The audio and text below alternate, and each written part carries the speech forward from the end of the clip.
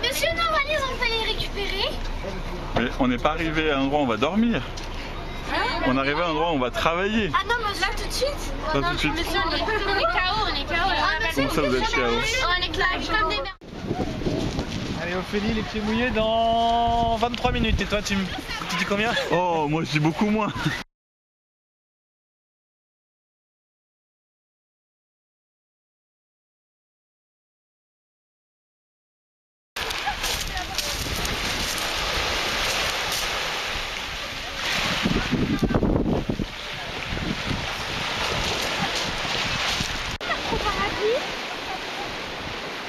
Quelle drôle de question. Non, pourquoi?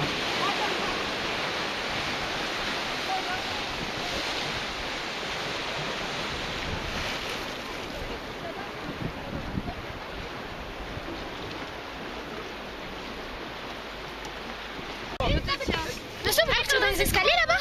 Pour l'instant, on va attendre ici pour que personne ne tombe malade dans l'eau, hein? Paparazzi.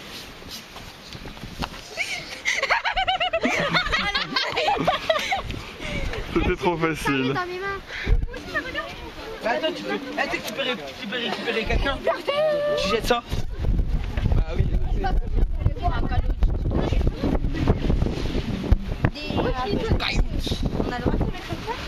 oui, mais un calabouche. Lison, elle fait n'importe quoi. Elle a envie de tomber dans l'eau, Lison. Lison, c'est quelqu'un de on va pas faire, je suis en train de nager. Monsieur, regardez ici, il y a du fait. Je sais pas quoi là. De la mer. Je ne peux pas.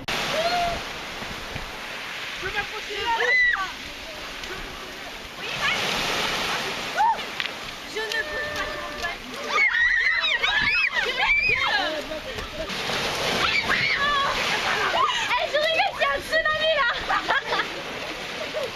Ça va les filles?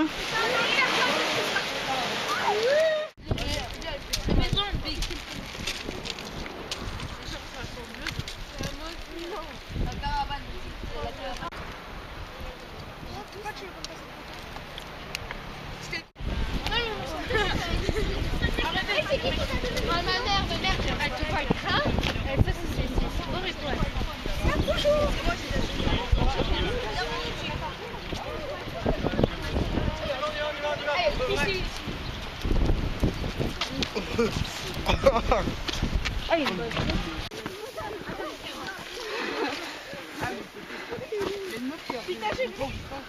Elle a dit, je n'ai pas vu pour rien.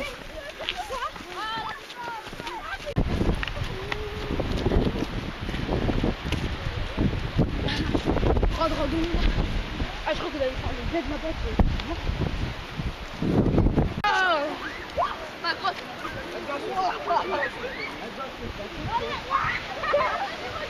Moi aussi j'ai glissé, ouais.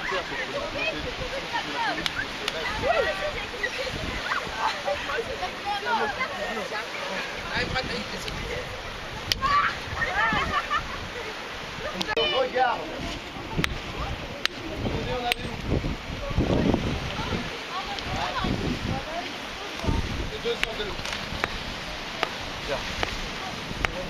Ah, monsieur, moi aussi je veux une loupe, s'il vous plaît. Les loups, on n'en a pas beaucoup, donc il faut les partager. Donc vous vous rendez compte que cette roche, elle a vu toute l'histoire de la Terre, enfin la moitié de l'histoire de la Terre. Elle a vu les continents qui se formaient, qui ne faisaient plus qu'un seul continent, et les continents qui étaient de nouveau éclatés, et les continents qui se sont reformés, et les continents qui se sont réouverts. Elle a vu ça au moins 5 ou 6 fois. Donc elle a enregistré une histoire. Elle a enregistré une histoire assez incroyable. Comment est-ce qu'on sait que cette roche, elle a 2 milliards d'années? Parce que moi je vous le dis, mais vous pourriez dire comment vous le savez, quoi. Comment vous savez?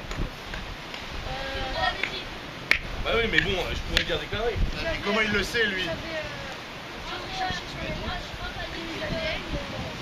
Alors il n'y a pas d'ADN dans les roches. Attends, Mathieu, dis un truc. Il y a un élément chimique C'est quoi déjà qui s'appelle l'uranium. à midi là qui apparaît? Vous avez déjà entendu parler de l'uranium? Pourquoi vous avez entendu parler de l'uranium? Centrale Pourquoi nucléaire. est-ce que vous avez entendu parler? L'uranium, c'est ce qu'on met dans les centrales nucléaires. L'uranium, c'est un gros atome. Hein, c'est un gros élément chimique Et si on attend, l'uranium il se transforme en plomb. En fait, il n'est pas stable et il devient du plomb. Et en fait, c'est comme un sablier. Si vous prenez 1 gramme d'uranium, au bout de 2 milliards d'années, la moitié de l'uranium se sera transformée en plomb. Et donc en fait, il suffit de prendre la roche ici et de mesurer le plomb et l'uranium.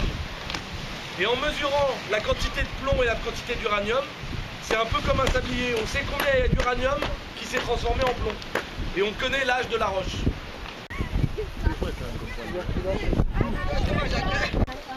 Donc en premier il y avait du granit, ensuite il y a eu le granit il s'est transformé, c'est devenu du gneiss, voilà ça c'est le métamorphisme du granit, ouais ça se dit. Ensuite donc le gneiss il était formé, ça c'est il y a 2 milliards d'années, qu'est-ce qui s'est passé après?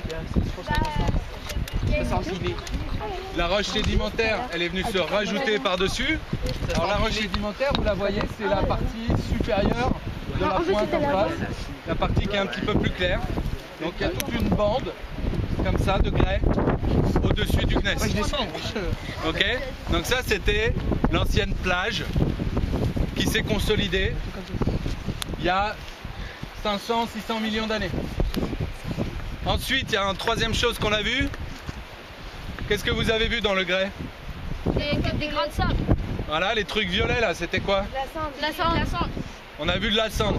Donc à votre avis, le volcan, il date de quelle période par rapport au grès? Bon alors, si c'est ni au-dessus ni en dessous? Au milieu. Et voilà, super. Et ben c'était au milieu. Donc en fait, le volcan, il a craché ses cendres alors que la plage était en train de se former. D'accord? Donc c'est concomitant. Ça veut dire que ça s'est passé en même temps.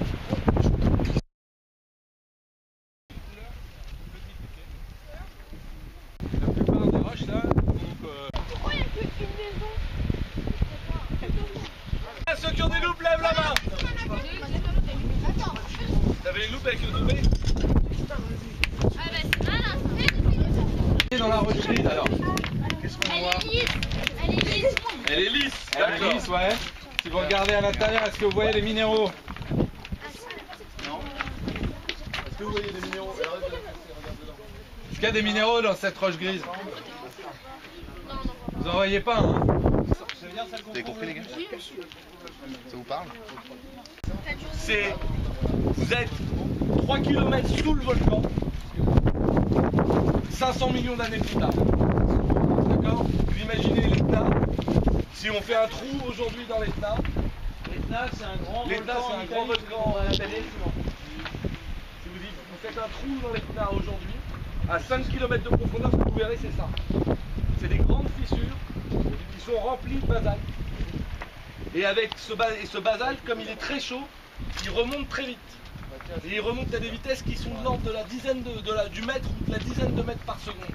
Donc vous imaginez que vous êtes à 3 km sous terre et environ 2 minutes plus tard, vous êtes à la surface.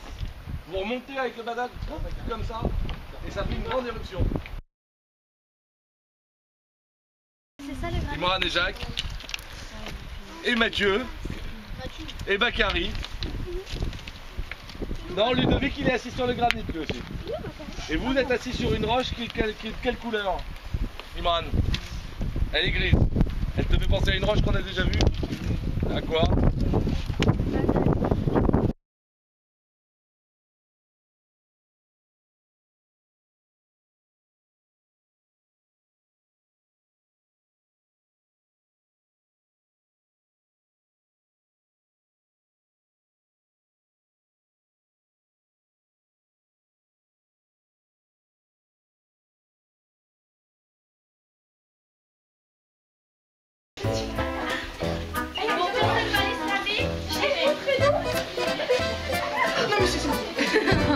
Bonjour.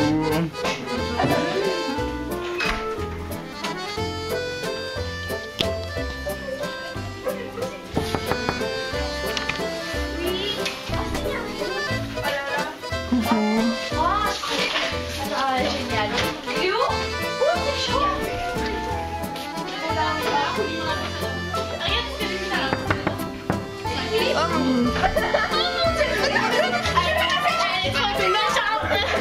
Je suis pas dans les chambre. Ah, là, je suis ici. Y'a quelqu'un ici? Oui. Tout va bien? Ça avance les garçons? Vous en sortez?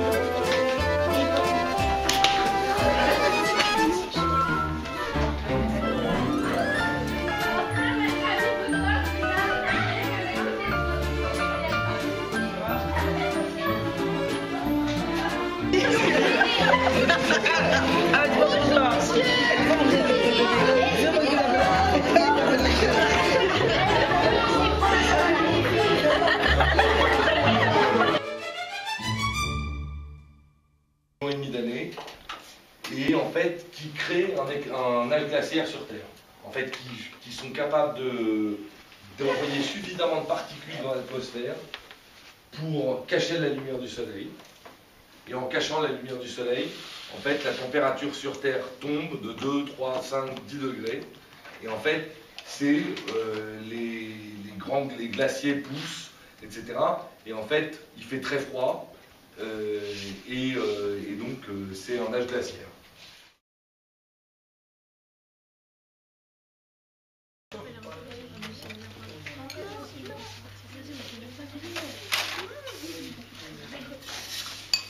C'est bon, pas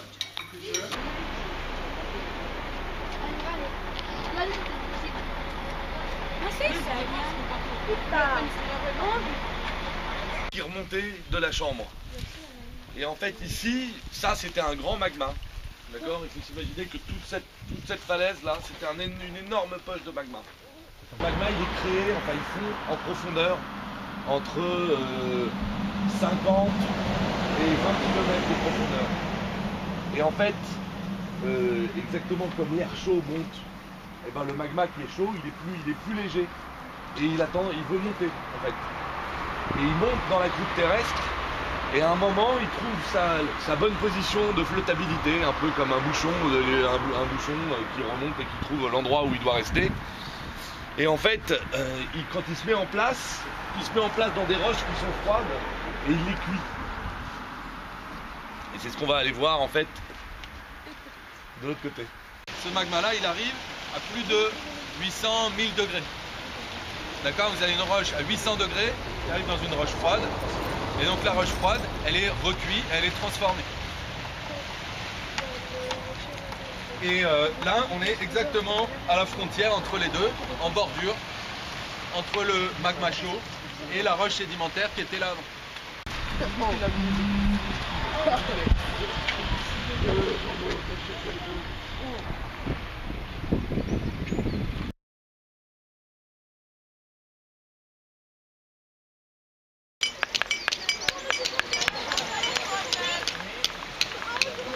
Où est-ce qu'ils en sont, l'autre place là? Là, il y en a un, là, il y en a un. Bien au soleil. Donc il y en a un tout à fait sur là. Il y a des beaucoup plus nets. Mais c'est ce qu'on va voir les journaux. Ah, si t'as déjà des lunettes. Vas-y, n'hésite pas. Comment ça s'appelle ces petits cristaux là qui brillent? Tu l'as dit, vas-y. Redis-le. Mais si je peux avoir Du grenat. Tiens, je peux aller en... seulement pour la Californie et je ne reviendrai pas en France. C'est bien comme ça. Vous n'êtes pas d'accord, monsieur? Oui, mais pourquoi pas, la Ah, ça fait Californie. combien de temps que je sais pas, il est parti où? Attends, il a douci. Alors regarde bien ça.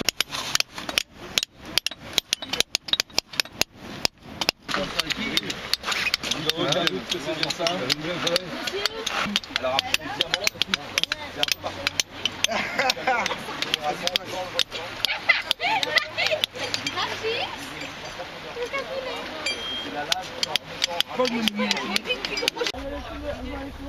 Ouais, il y a que ça. Il y a que ça,